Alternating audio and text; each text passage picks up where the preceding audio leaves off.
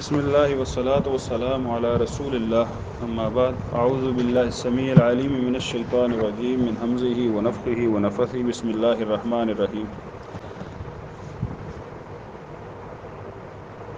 یہ ہمارا اگلا باب چل رہا ہے، باب الوتر، وطر کا بیان۔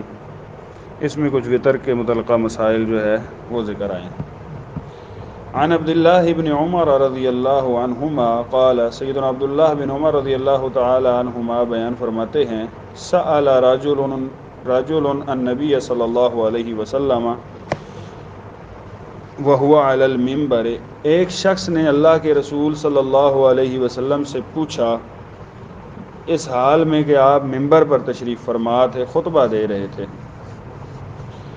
ما تری فی صلاۃ اللیل، رات کی نماز کے بارے میں آپ کیا کہتے ہیں، یعنی کیسے پڑھنی چاہیے۔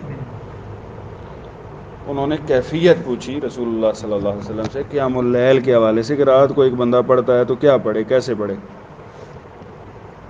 یہاں سے یہ معلوم ہوتا ہے کہ اگر کوئی شخص عالم دین سے وہ منبر پر خطبہ دے رہے ہیں اور وہ سوال پوچھنا چاہتا ہے تو وہ پوچھ سکتا ہے، پوچھ لے۔ صحابہ نے پوچھا تھا، بالخصوص اگر کوئی بندہ ایسا ہے جس کو جمعے کے آداب وغیرہ کا اتنا علم نہیں ہے اور وہ آ کے اپنی کوئی بات پوچھ سکتا ہے تو تحمل مزاجی سے اہل علم کو جو ہے نا وہ بات عالم دین کو سن کے اس کا جواب دینا چاہیے۔ جو دوسرے نیچے بیٹھے ہوتے ہیں ان کا تحمل جی وہ تو پھر بہرحال یہ ہے کہ ان کو مسئلے کا پتہ ہو تو پھر وہ اب ایسے ہوتا ہے نا کہ کچھ کئی بندے ہوتے ہیں وہ نہیں بھی ان کو علم، ایسے کئی دفعہ مسئلے کی نوعیت ایسی ہوتی ہے، کئی دفعہ اس بندے کو اتنا علم نہیں ہوتا۔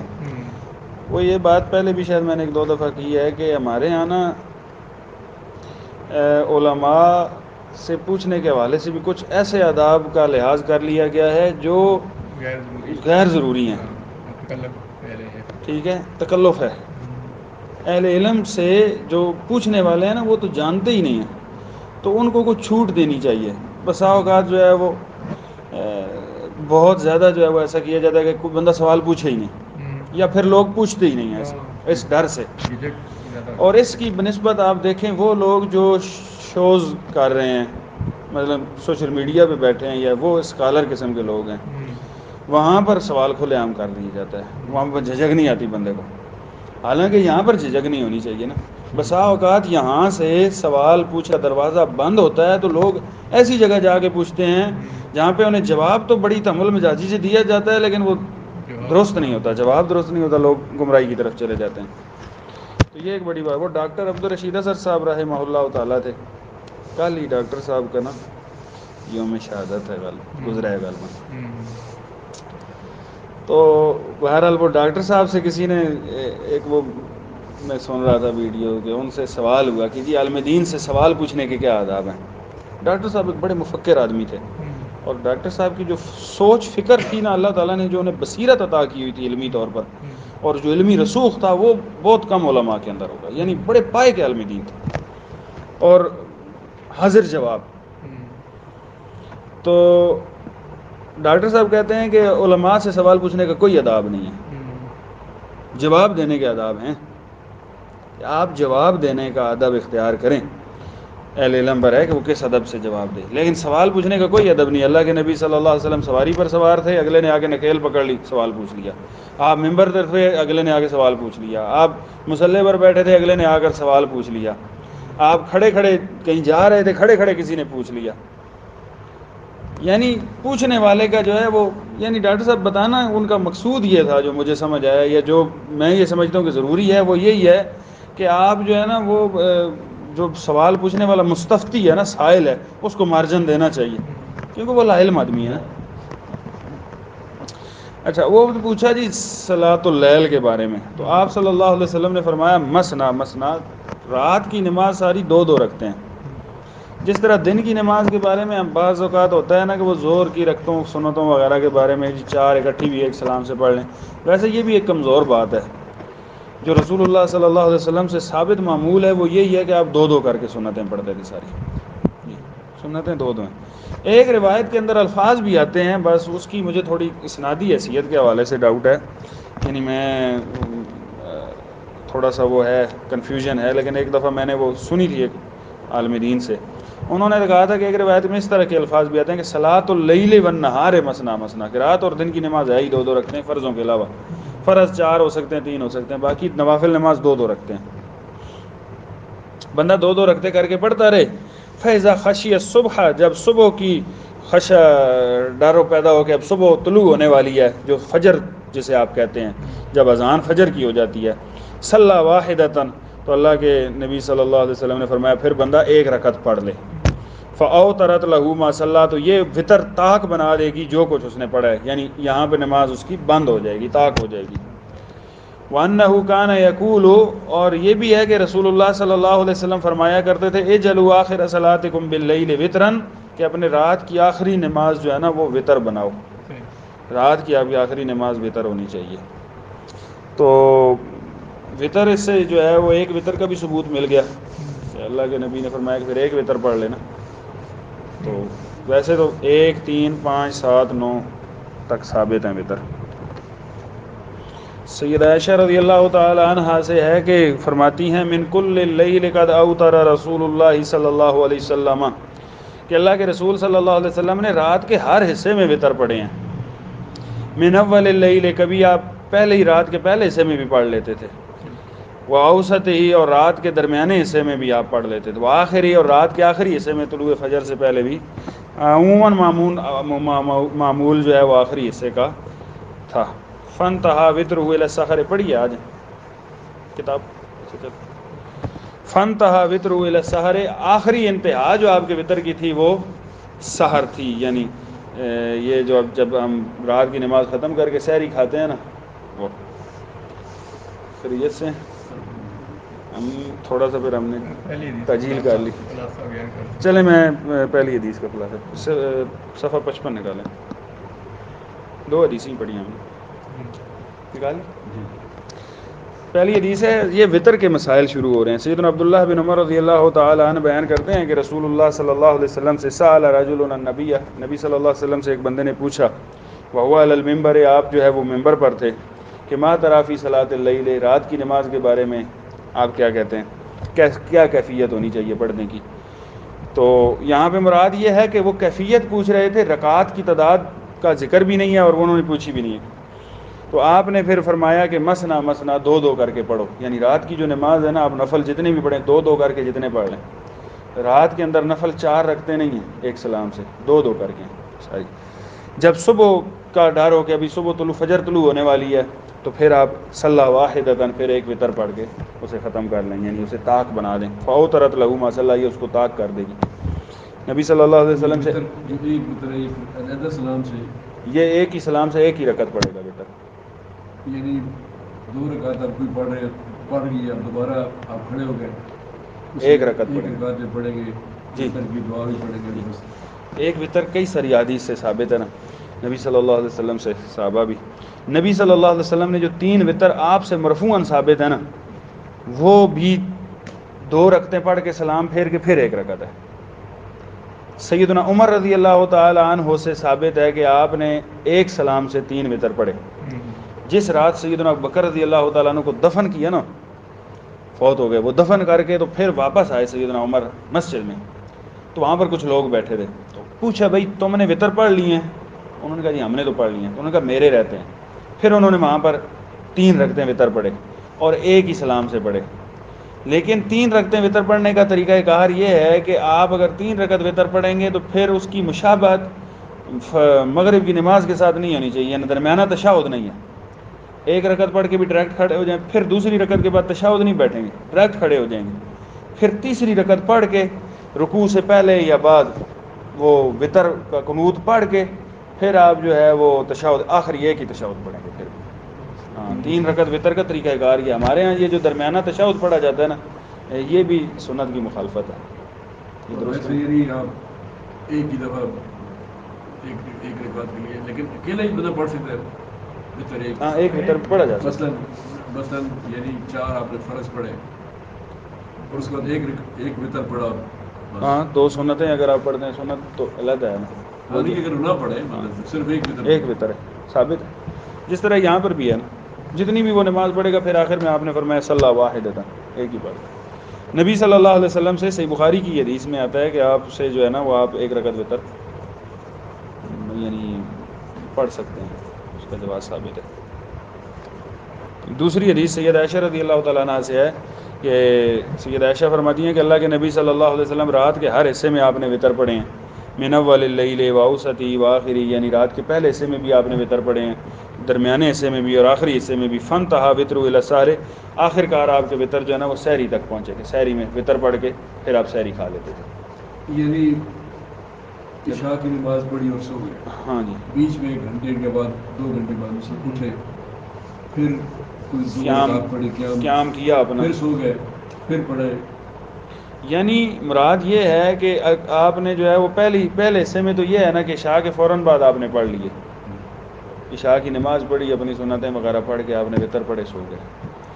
دوسرا یہ ہے کہ ویسے اللہ کے نبی صلی اللہ علیہ وسلم پر تہجد جو ہے نا وہ تہجد انبیاء پر فرض ہوتی ہے، یعنی ہم پر نفل ہے، تو آپ پڑھتے تھے، تو وہ یہ ہے کہ آپ نے پھر ابتدائی حصے میں ہی اس کا جو رات کا قیام تھا وہ کر لیا، یا بہرحال آپ نے وہ پہلے حصے میں وطر پڑھ لیے، درمیانے حصے میں یہ ہے کہ تھوڑی دیر سو کے جلدی جا کے اور آپ نے قیام کر اور پھر وطر پڑھ کے سو گئے، آخری حصے میں یہ ہے کہ آپ سو گئے پھر آخری حصے میں جا کے آپ نے پڑھا۔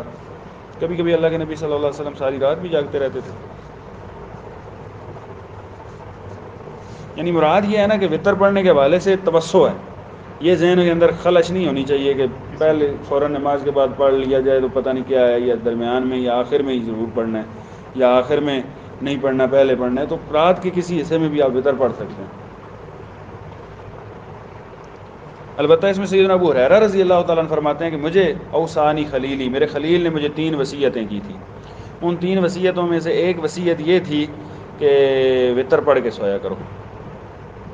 اس کی وجہ یہ ہے، یہ حدیث سے مراد معلوم یہ ہوتا ہے کہ اگر ایسا بندہ ہے نا جو ہماری طرح میری طرح کا سست آدمی ہے، صبح جاگنے میں سست ہے کہ روزانہ وہ روٹین وائز نہیں جاگ پاتا تہجد میں، اور رات کو چھوڑ دیے وطر، اب اذان ہو گئی اور وہ اٹھا ہے سنتے پڑھ رہا ہے، وطر اس کے رہ گئے، یا وہ مطلب وطروں کی قضا کے طور پر پڑھ رہا ہے، تو پھر اس سے بہتر ہے کہ وہ رات کو پڑھ کے سو جائے وطر۔ اگر اللہ تعالیٰ اس کے جگا دیتا ہے تو صبح اٹھ کے وہ اپنا قیام کر لے، دوبارہ وطر پڑھنے کی ضرورت نہیں ہے، لیکن پھر قیام کر لے جتنا وہ کر سکتا ہے۔ وطر جو ہے وہ وطروں کے بعد نفل نماز کے وطر مانے نہیں ہیں، بہتر یہ ہے کہ آپ کی آخری نماز وطر ہونی چاہیے جیسا کہ حدیث سے ثابت ہوتا ہے، لیکن وطر جو ہے وہ نفل کے معنی نہیں ہے کہ وطر پڑھ لیے جی اب میں نہیں پڑھتا، یا نہیں پڑھ سکتے۔ ہاں جی ممنوع نہیں ہے۔ چلیں اب آپ ہی پھر اگلی حدیث پڑھ لیں، تیسری عن عائشہ، سید عائشہ رضی اللہ تعالیٰ عنہ سے ہے کہ کان رسول اللہ صلی اللہ علیہ وسلم یصلی من اللیل 13 رکعۃ، کہ اللہ کے رسول صلی اللہ علیہ وسلم رات میں 13 رکعتیں پڑھتے تھے، یوتر من ذالک بخمس، سید عائشہ رضی اللہ تعالیٰ عنہ نے یہ بھی گواہی دی ہے نا صحیح بخاری میں، اگر رمضان ہو یا غیر رمضان ہو، آپ کی جو رات کی تہجد کی نماز ہوتی تھی وہ 11 رکعتیں ہی ہوتی تھی، ٹھیک ہے، تو اس سے پھر یہ ایک پیدا ہوتا ہے کہ یہاں پہ تو وہ 13 رکعتیں کہہ رہی ہیں، تو خود ہی پھر وضاحت کرتی ہیں، یوتر من ذالک بخمس، وہ اس وجہ سے 13 کہی ہیں کہ 5 وطر پڑھتے تھے، یعنی اللہ کے نبی صلی اللہ علیہ وسلم جب 13 رکعتیں اگر پڑھتے تھے تو پھر اس میں سے 5 جو ہے وہ وطر ہوتے تھے، یعنی 8 رکعتیں ہو گئی نا تہجد کی، 5 رکعتیں وطر، تو 13 ہو گئی نا۔ لا یجلس فی شیء الا فی آخرہا، تو اس میں آپ جو ہے وہ نہیں بیٹھتے تھے مگر آخری رکعت میں، یعنی 5 وطر میں درمیان میں کوئی تشہد بھی نہیں بیٹھتے تھے، آخری رکعت میں بیٹھتے تھے تشہد۔ ہمارے ہاں ویسے ہی نا 5 وطر سن کی عجیب سا لگتا ہے کنسیپٹ، مطلب عمومی طور پر آپ اگر ہمارے ہاں تو الحمدللہ یہ معروف ہے، مجھے جو ہے نا اندازہ ہے، لیکن یہ جو مسنا کا جو ہے نا 2 کر کے جو ہے نا وطر اس میں استثناء ہو گیا نا، وطر استثناء ہو گیا، وہ صرف نفل کے لیے، نفل عمومی نوافل کے لیے یہ ہے کہ آپ 2 رکعتیں ہی پڑھیں، عمومی نوافل دن کو بھی جو ہے نا وہ 2 رکعتیں ہی ہونی چاہیے۔ سیدنا عبداللہ بن عباس رضی اللہ تعالیٰ عنہ سے اس باب کی پہلی حدیث ہے، ان رفع الصوت بالذکر حین ینصرف الناس من المکتوبۃ، کہ یقیناً اونچی آواز میں، بلند آواز میں ذکر ہوتا تھا. کب؟ حین ینصرف الناس من المکتوبۃ، جب فرض نماز سے لوگ سلام پھیرتے تھے. کان علی عہد رسول اللہ صلی اللہ علیہ وسلم، یہ رسول اللہ صلی اللہ علیہ وسلم کے عہد میں ایسا ہی تھا کہ نماز کے بعد اونچی آواز میں ایک ذکر کیا جاتا تھا. قال ابن عباس، سیدنا عبداللہ بن عباس کہتے ہیں کنت اعلم اذا انصرفوا بذلك اذا سمعته، یعنی مجھے یہ اسی لیے تو معلوم ہوا ہے کہ جب صحابہ سلام پھیرتے تھے تو وہ اونچی آواز میں پڑھتے تھے، تو پھر مجھے پتہ چلا ہے نا. اب یہاں سے یہ ایک جو ہے وہ اشکال پیدا ہوتا ہے کہ یہ تو بڑی واضح حدیث آ گئی، اور ہمارے ہاں آپ لوگ یہ کہتے ہیں کہ نماز کے بعد وہ جو عام مساجد میں 3 بار اونچا اونچا کہا جاتا ہے لا الہ الا اللہ، بالخصوص بریلوی مکتبہ فکر تو یہ باقاعدہ کرتا ہے، دوسرے میرے خیال میں اب نہیں کرتے. تو وہ اس کی دلیل یہ حدیث دیتے ہیں کہ دیکھو حدیث میں آیا ہے کہ اونچی آواز میں ذکر، تو ہم ذکر ہے نا، لا الہ الا اللہ ہے تو ذکر ہی، تو یہ ہم اس حدیث کی روشنی میں کرتے ہیں. میں نے ایک دفعہ راولپنڈی میں مری روڈ پر ایک مسجد ہے، مین روڈ پر ہی ہے، یہ ہیلتھ ویز جو صدر کے ساتھ ہیلتھ ویز لیبارٹری ہے نا، اس سے تھوڑا آگے کر کے ایک مسجد ہے. غالباً وہاں پر میں نے جو ہے نا وہ جاری ذکر جو نماز کے بعد یہ لا الہ الا اللہ والا ہے، اس کی دلائل انہوں نے لکھے ہوئے تھے، یا وہاں پر تھا یا صدر میں کسی مسجد میں، اس میں یہ حدیث ذکر تھی. حالانکہ یہ آگے دیکھیں وفی لفظ، اسی روایت کے آگے الفاظ ہیں ما کننا نعرف انقضاء صلاۃ رسول اللہ صلی اللہ علیہ وسلم الا بالتکبیر. وہ اونچی آواز میں ذکر ہوتا کیا تھا؟ کہتے ہیں کہ ہم رسول اللہ صلی اللہ علیہ وسلم کی نماز کو جو ختم کرنا ہے نا وہ نہیں سمجھ پاتے تھے مگر تکبیر کے ساتھ. یعنی اللہ کے نبی صلی اللہ علیہ وسلم سلام پھیرتے تھے، اس کے بعد جب آپ اونچی آواز میں کہتے اللہ اکبر تو ہمیں معلوم ہو جاتا کہ اب جماعت ختم ہو گئی ہے. یعنی یہاں سے یہ مراد ہے کہ اگر کوئی بندہ لیٹ ہو جاتا نا، پیچھے سے آ رہا ہے، تو صحابہ کی آواز سن لیتے تھے کہ اللہ اکبر ہو گئی ہے، تو بھائی اب جماعت ختم ہو چکی ہے. تو یہ جو اذکار ہے نا، سلام پھیر کے سب سے پہلا جو ذکر اونچی آواز میں کرنا چاہیے یہ اللہ اکبر ہے. باقی اذکار بھی آپ کچھ بلند آواز میں کر لیں، واللہ عالم. دوسرے اذکار کی بارے میں وضاحت تو نہیں ہے کہ اونچی آواز میں کرنے ہیں یا آہستہ آواز میں کرنے ہیں. اگر کچھ اس کے ساتھ ملا کر آپ کر لیتے ہیں تو، لیکن جو یہ تکبیر ہے نا اونچی آواز میں، یہ ہی ہے. یہ ہمارے ہاں جو نہیں ہے اللہ اکبر 3 بار پھر پڑھتے ہیں استغفر اللہ استغفر اللہ استغفر اللہ. کنسیپٹ یہ ہے کہ استغفر اللہ کا تعلق اللہ اکبر والے ذکر کے ساتھ ہے، حالانکہ ایسا نہیں ہے. یہ جو ہم اللہم انت السلام و منک السلام و تبارکت یا ذل جلال والاکرام پڑھتے ہیں نا، اس دعا سے پہلے 3 بار استغفار ہے، وہ اس حدیث میں ہے. یہ میں نے ایک دفعہ دیکھا. ویسے تو یہ ہمارے اذکار میں بھی ایسا ہی لکھا ہوتا ہے، تو میں نے یہی سمجھا ہوا تھا کہ اللہ اکبر کے ساتھ 3 بار استغفر اللہ ہے. پھر میں نے ایک دفعہ، یعنی یہ فراغت کے بعد ایک دن نا میں اذکار ترتیب دے رہا تھا کچھ بچوں کے لیے، تو میں نے حدیثیں نکال کے دیکھ رہا تھا باقاعدہ، تو اس میں پھر مجھے پتہ چلا کہ یہ استغفر اللہ کا تعلق جو ہے وہ اللہم انت السلام والی روایت کے ساتھ ہے، نہ کہ اس کے ساتھ ہے اللہ اکبر کے ساتھ. اللہ اکبر غلط ہے. تو اب اونچی آواز میں جس حدیث میں رفع الصوت کا ذکر ہے، اس میں اذکار جو ہے وہ اللہ اکبر والے ہیں، تو استغفر اللہ جو ہے وہ دوسری کے ساتھ ہے. واللہ اعلم بالصواب. اگلی حدیث جو ہے وہ ہے عن وراد مولا المغیرہ بن شعبہ. سیدنا مغیرہ بن شعبہ رضی اللہ تعالی عنہ کے غلام تھے، وراد آزاد کردہ غلام تھے. تو یہ بیان کرتے ہیں قال املا علی المغیرہ بن شعبہ، مجھ پر سیدنا مغیرہ بن شعبہ رضی اللہ تعالیٰ نے مجھے لکھوائی، ایک بات لکھوائی، تحریر لکھوائی کہ یہ تحریر لکھو. فی کتاب الی معاویہ، یہ وہ خط تھا جو سیدنا معاویہ رضی اللہ تعالیٰ عنہ کی طرف وہ لکھ رہے تھے. تو اس میں انہوں نے یہ بات لکھوائی، کیا تھا کہ حدیث لکھوائی ان النبی صلی اللہ علیہ وسلم کان یقول.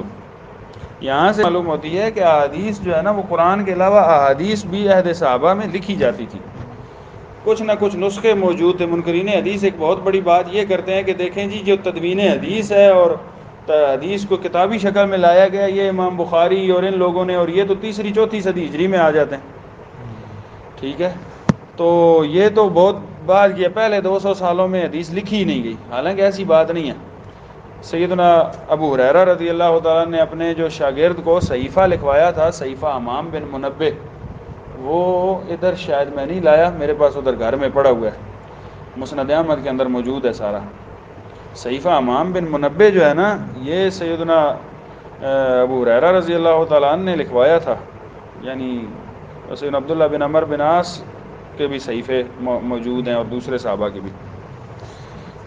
انہوں نے حدیث یہ لکھوائی کہ ان نبی صلی اللہ علیہ وسلم کان یقول فی دبر کل صلاۃ مکتوبۃ، کہ اللہ کے نبی صلی اللہ علیہ وسلم ہر فرض نماز کے بعد یہ کلمات پڑھا کرتے تھے، لا الہ الا اللہ وحدہ لا شریک لہ لہ الملک ولہ الحمد وہو علی کل شیء قدیر، اللہم لا مانع لما اعطیت، اے اللہ کوئی منع کرنے والا نہیں ہے اس کو جس کو تو عطا کر دے، ولا معطی لما منعت، اور کوئی عطا کرنے والا نہیں ہے جس کو تو منع کر دے، ولا ينفع ذا الجد منک الجد، اور نہ ہی جو ہے وہ کوئی نفع پہنچانے والا تیرے سے یعنی نفع پہنچا سکتا ہے۔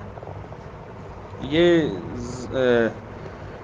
ذل جدی، جد کا معنی جو ہے نا، یہ تھوڑا سا میں دیکھوں گا، واللہ والا میرے ذہن میں بھی نہیں آ رہا جی، ہاں کوئی یعنی ایسا کوئی جد والا یعنی پختگی والا، عظمت والا، نفع نہیں پہنچا سکتا تجھ سے ہٹ کر، یعنی تیرے علاوہ۔ کے مقابلے میں تو یہ ہے یعنی یہ اذکار بھی جو ہے وہ سیدنا معاویہ رضی اللہ تعالیٰ عنہ کی طرف انہوں نے لکھ کر بھیجے کہ اللہ کے نبی صلی اللہ علیہ وسلم یہ پڑھا کرتے تھے۔ اب ثم وفدت بعد ذلك علی معاویہ، ورات کہتے ہیں کہ ایک دفعہ پھر نا میں یہ خط دے آیا، اس کے بعد ایک دفعہ میں گیا سیدنا معاویہ رضی اللہ تعالیٰ عنہ کے پاس جہاں پر وہ ہوتے تھے، فسمعته یامر الناس بذلك، تو سیدنا معاویہ رضی اللہ تعالیٰ عنہ کا حدیث پر عمل کرنے کا یہ عالم تھا کہ میں نے دیکھا کہ وہ لوگوں کو حکم دے کے کہہ رہے تھے کہ یار یہ پڑھا کرو، یہ اللہ کے نبی صلی اللہ علیہ وسلم پڑھا کرتے، یعنی باقاعدہ سیدنا معاویہ پھر اہتمام کراتے تھے اس سے کر کر۔ وفی لفظ، اور اسی حدیث میں آگے الفاظ یہ بھی ہیں جو وہ خط لکھا تھا، اس میں یہ تھا کہ ایک میں کہ وکان ینہا عن قیل وقال، اللہ کے نبی صلی اللہ علیہ وسلم فضول باتوں سے منع کرتے تھے، قیل و قال کرنے سے، وَإِذَاعَةِ الْمَالِ، اور اللہ کے نبی صلی اللہ علیہ وسلم مال ضائع کرنے سے بھی منع فرماتے تھے کہ مال ضائع نہ کرو، وَكَثْرَةِ السُّؤَالِ، اور اللہ کے نبی صلی اللہ علیہ وسلم کثرت سے بہت زیادہ فضول قسم کے جو سوال کرنے ہوتے ہیں نا، جن کا آپ کے ایمان و عمل سے کوئی تعلق نہ ہو، تو اس سے بھی منع کرتے تھے۔ ویسے بھی شریعت میں نا محض معلومات کی خاطر علم سے ہٹ کر جو ہے نا، مطلب ایویں ایک سوالوں کی عادت بعض لوگوں کو پڑ جاتی ہے، عمل وہ نہیں کریں گے اور سوالات کی بھرمار کریں گے، یہ اس طرح کرنا جو ہے یہ کراہت کی گئی ہے دین کے اندر۔ وکان ینہا، اور ایک میں یہ بھی الفاظ ہیں کہ اللہ کے نبی صلی اللہ علیہ وسلم منع فرماتے تھے، عن حقوق الامہات، ماؤں کی نافرمانی کرنے سے، ووعد البنات، اور بچیوں کو زندہ درگور کرنے سے، مارنے سے، اس سے بھی منع فرماتے تھے، وہ کیونکہ عرب معاشرے میں تو یہ ایک رذالت پائی جاتی تھی۔ ومنع وہات، اور اس بات سے بھی منع کرتے تھے کہ کوئی مانگے تو دینا کوئی نہیں ہے، اور اپنی باری پر جو ہے وہ کہنا ہے کہ بھائی دو مجھے، کہ خود روکنا اور دوسروں کو کہنا تم دو مجھے دو یا دو، تو اس چیز سے اللہ کے نبی صلی اللہ علیہ وسلم منع فرمایا کرتے تھے۔ تو اس میں ہمارے متعلق یہ ابتدائی ہے کہ نماز کے بعد، فرض نماز کے بعد یہ ذکر ہے، اور یہ بہت پیارا ذکر ہے، اس میں اللہم لا مانع لما اعطیت سے بعض لوگ اس کو پڑھتے ہیں، بلکہ یہ پورا پڑھنا چاہیے، لا الہ الا اللہ سے لے کر ذل جد منک الجد۔ چلیں جی، یہ اگلی حدیث جو ہے وعن سمی مولا ابی بکر ابن عبد الرحمن ابن الحارث ابن حشام، سمی امام سمی تھے، یہ ابو بکر بن عبد الرحمن بن الحارث بن حشام کے آزاد کردہ غلام تھے۔ عن ابی صالح السمان، وہ ابو صالح السمان سے بیان کرتے ہیں، عن ابی ہریرہ، وہ سیدنا ابو ہریرہ رضی اللہ تعالیٰ عنہ سے بیان کرتے ہیں، ان فقراء المہاجرین اتوا رسول اللہ صلی اللہ علیہ وسلم، کہ مہاجرین جو تھے نا وہ ویسے ہی محتاج فقیر قسم کے لوگ تھے، اب ان کے پاس مال پیسہ تو نہیں تھا نا، تو وہ ایک دفعہ فقراء مہاجرین کی جماعت نا وہ اللہ کے رسول صلی اللہ علیہ وسلم کے پاس آئی.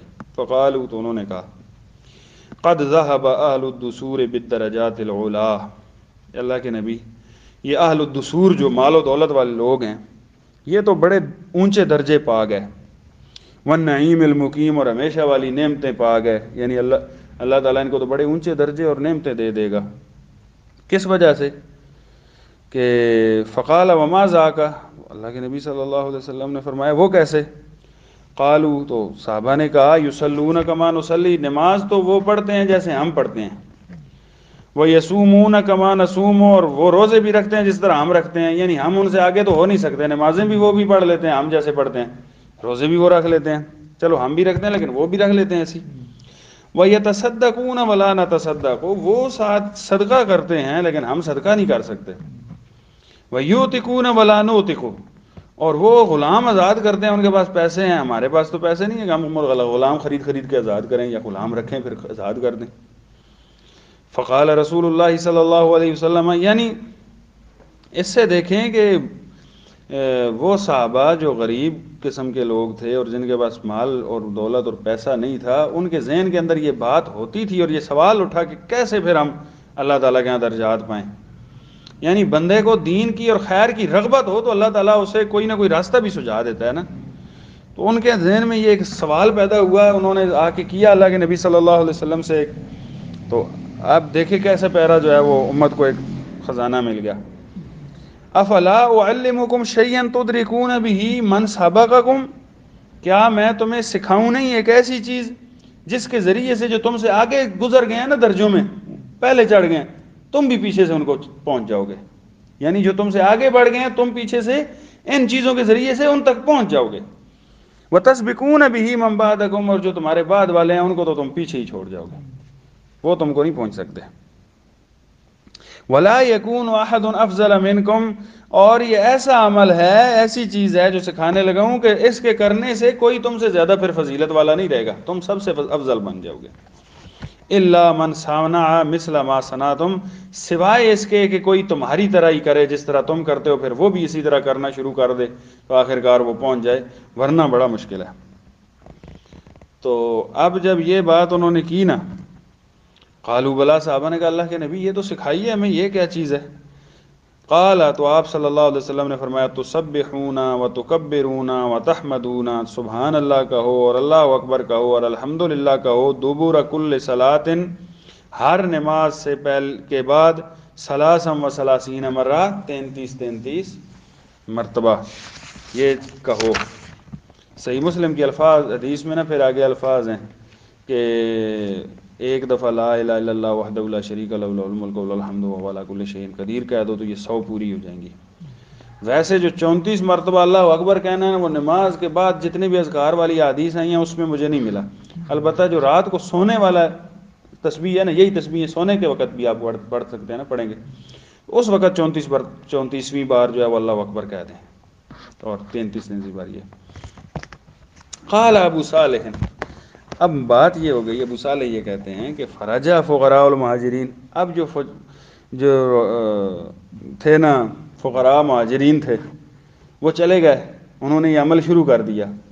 رولا یہ بن گیا کہ جو دوسرے پیسوں والے صحابہ تھے ان کو بھی پتہ چل گیا، انہوں نے بھی شروع کر دیا، وہ پھر واپس آ گئے.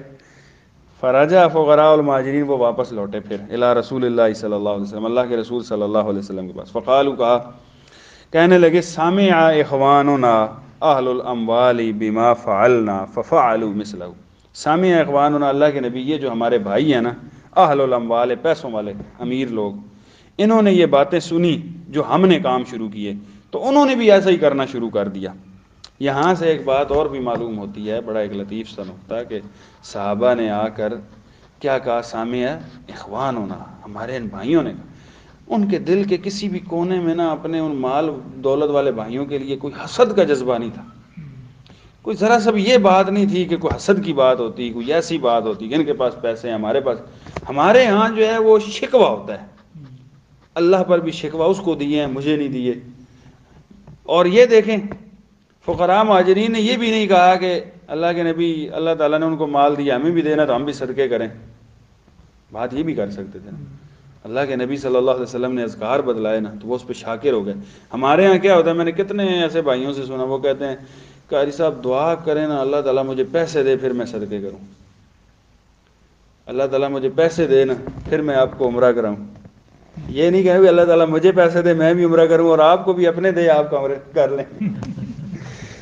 وہ نا ہمارا ایک دوست کلاس فیلو ہوتا تھا نا، تو وہ کئی لوگ لڑکے ہوتے ہیں بڑی بڑی ذرا باتیں خیالی پلاؤ زیادہ پکا جاتے ہیں. تو وہ کہتا تھا شیخ تم دعا کرو تو دیکھو اللہ تعالیٰ مجھے پیسے دے گا، پھر ایک ہیلی کاپٹر ہوگا میرے پاس، تو آپ کا مدرسہ ہوگا، میں اس کے پاس ہیلی کاپٹر لاؤں گا، آپ کو اس ہیلی کاپٹر پہ بٹھا کے جو ہے نا وہ لے کے جاؤں گا جاؤ جدھر آپ کہو گے. تو میں ہنستا تھا کہ یار تم اتنا سوچ سکتے ہو کہ اللہ تعالیٰ تمہیں ہیلی کاپٹر دے گا، خیالوں سے سوچ رہے ہیں تو ایک میرے لیے بھی سوچ لو کہ ایک تمہارے پاس ہوگا ایک میرے پاس ہوگا. اللہ تعالیٰ دینے میں دیکھیں، اللہ تعالیٰ جب دینے پہ آئے تو وہ اس کے لیے پھر ایک کیا دو کیا ہزار کیا. تو ہمارے وہ شیخ صاحب بھی کہا کرتے تھے نا، ایک دفعہ کلاس میں ہم بیٹھے ہوئے تو استاد جی یہ جو پرسوں آ رہے ہیں درس کے لیے انشاءاللہ، بات ہوئی نا بھی شیخ صاحب ہم گاڑی لیں گے نا، تو شیخ صاحب نے کہا گاڑی کوئی چھوٹا سا ماڈل بھی اللہ تعالیٰ کو ایسی میران ٹائپ کو بال اس طرح کی گاڑی دے دے. تو انہوں نے کہا یار کتنی چھوٹی سوچ ہے بیٹا آپ کی، اللہ تعالیٰ سے جب مانگنی ہے تو میران ہی مانگ رہے ہو، مانگنی ہے تو کوئی بڑی چیز مانگو نا، وہ دے گا، وہ اس کے خزانوں میں کوئی کمی تو نہیں آتی.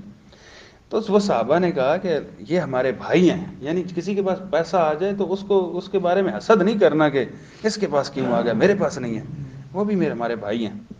تو انہوں نے بھی اس طرح شروع کر دیا. تو اللہ کے نبی صلی اللہ علیہ وسلم نے فرمایا پھر قرآن کی آیت کہ ذالک فضل اللہ یؤتیہ من یشاء، میں یہ مکمل کرتا ہوں. تو اللہ کے رسول صلی اللہ علیہ وسلم نے نا پھر ان کی حوصلہ بندھایا نا کہ یار یہ تو ذالک فضل اللہ یؤتیہ من یشاء، یہ تو اللہ کا فضل ہے، پھر اللہ تعالیٰ جسے دے دے. اس سے نا ایک مسئلہ یہ بھی ثابت ہوتا ہے، ویسے یہ بڑا ایک گمبھیر سا مسئلہ ہے کہ وہ بندہ جس کو اللہ تعالیٰ نے مال دیا ہوا ہے اور یعنی غنی شاکر ہے، غنی ہے اور شاکر ہے، شاکر کے اندر صرف زبانی شکر کرنے والا نہیں، عمل کے ساتھ بعمل بھی ہے، تو یہ زیادہ فضیلت والا ہے فقیر عابد پر. اس کی وجہ یہ ہے کہ اس کو اللہ تعالیٰ نے نا ایک خاص فضل دے دیا، لیکن ایک غنی شاکر نہیں ہے تو پھر اس سے وہ فقیر جو ہے وہ زیادہ بہتر ہے، افضل ہے پھر. تو قال سمی، امام سمی کہتے ہیں فحدثت بعض اہل ھذا الحدیث، میں نے اپنے نا بعض گھر والوں کو یہ حدیث سنائی. فقال وہمتا، تو انہوں نے کہا آپ کو وہم ہو گیا. انما قال لک، وہ جو حدیث کے الفاظ تھے وہ اس طرح تھے کہ تسبح اللہ ثلاثا وثلاثین وتحمد اللہ ثلاثا وثلاثین وتکبر اللہ ثلاثا وثلاثین. پچھلی جو ترتیب تھی نا تو تسبحون وتکبرون وتحمدون، تکبرون پہلے تھا اور تحمدون، اور الفاظ بھی اور طرح ہیں نا، مفہوم وہی ہے. تو یہاں پر یہ ہے، تو اس سے پتہ چلتا ہے کہ مطلب اس حد تک ہمارے جو راویان حدیث تھے نا وہ خیال کرتے تھے الفاظ کا، کہ انہوں نے کہا کہ آپ اس طرح الفاظ ہیں. اچھا نہیں، جو پیچھے لکھا ہوا اس کا کہیں یہ مغالطہ تو نہیں ہوتا کہ 33 دفعہ آپ کو کہنا ہے؟ ہاں اس سے یہ بھی مغالطہ ہونے کا خطرہ ہے نا کہ دو ثلاث 33 دفعہ ایک تینوں کہنے ہیں، یہاں پر یہ کہ علیحدہ علیحدہ 33 بار ہیں. فرجعت الی ابی صالح، تو امام سمی کہتے ہیں میں پھر ابو صالح السمان کے پاس واپس گیا، یہ بات سن کے نا دوبارہ پھر ان کے پاس گیا. فقلت له ذلک، تو ان سے میں نے پوچھا کہ یہ کیا معاملہ ہے. فقالت، انہوں نے کہا اللہ اکبر و سبحان اللہ و الحمد للہ حتی تبلغ من جمیعہن ثلاثا وثلاثین، کہ اللہ اکبر ہے، سبحان اللہ ہے اور الحمد للہ ہے، یہاں تک کہ آپ ان ساروں کو جو ہے نا وہ 33 بار پڑھیں، یعنی 33 بار پڑھیں. اللہ اکبر بھی 33 بار، سبحان اللہ بھی اور الحمد للہ بھی، یہ 33 بار پڑھیں. سید عائشہ رضی اللہ تعالیٰ عنہ بیان کرتی ہیں کہ نبی صلی اللہ علیہ وسلم نے نا ایک چادر کے اندر نماز پڑھی، لہا اعلام، اس میں لکیریں لگی ہوئی تھیں چورس شکل میں. خمیسہ اس چادر کو کہتے ہیں جس کی بناوٹ ہی نا جیسے یہ پہلے نا کھیس نہیں ہوتے تھے پنجاب میں، وہ مربع شکل میں، اس طرح کی چادر. جی ہاں جی، خمیسہ ہے چادر کو کہتے ہیں، تو وہ کھیس ٹائپ تھی. تو اس میں آپ نے نا نماز پڑھی تو آپ کی بار بار نا ان لائنوں میں جو ہے وہ دھیان بڑھ رہا تھا. جب آپ سلام پھیرا نا تو آپ نے کہا کہ یار میری یہ جو چادر ہے نا یہ لے جاؤ ابو جہم کے پاس، ابو جہم کو دے آؤ. اصل میں وہ انہوں نے گفٹ کی تھی آپ کو کہ آپ یہ چادر پہنا کریں. اور میری جو انبجانیہ ابو جان کے پاس جو سادہ چادر ہے انبجانیہ اس چادر کو کہا جاتا تھا جو اہم سادی چادر ہو صحیح. سادہ کھیس تو وہ لے آؤ فَإِنَّهَا أَلْهَتْنِي عَانِفًا عَنْ صَلَاتِي کیونکہ اس نے نا ان لکیروں نے مجھے نماز میں نا مشغول کر دیا. لفظ سادہ نہیں ہے، ہیں میننگ سادہ ہے. کیا ہاں انبجانیہ انبجانیہ مشکل سا لفظ ہے حدیث میں تو باہر سادہ سا ہے. تو اس سے یہ معلوم ہوتا ہے کہ نماز پڑھتے ہوئے نا کوئی چیز اگر آپ کے خشوع خضوع کے معنی آتی ہے نا تو اس کو ختم کر دینا چاہیے بالخصوص ایسی چیز. اس سے یہ بھی پتہ چلتا ہے کہ اگر آپ لکیروں والے کپڑے پہننا چاہتے ہیں تو پہن سکتے ہیں، یعنی آپ نے اس وجہ سے تو نہیں نا اتاری تھی، لیکن عورتوں کے ساتھ مشابہت نہیں ہونی چاہیے پھولوں وغیرہ میں، یہ بات ذہن میں رہے. عورتوں کے نا پھول اور طرح کے ہوتے ہیں نا.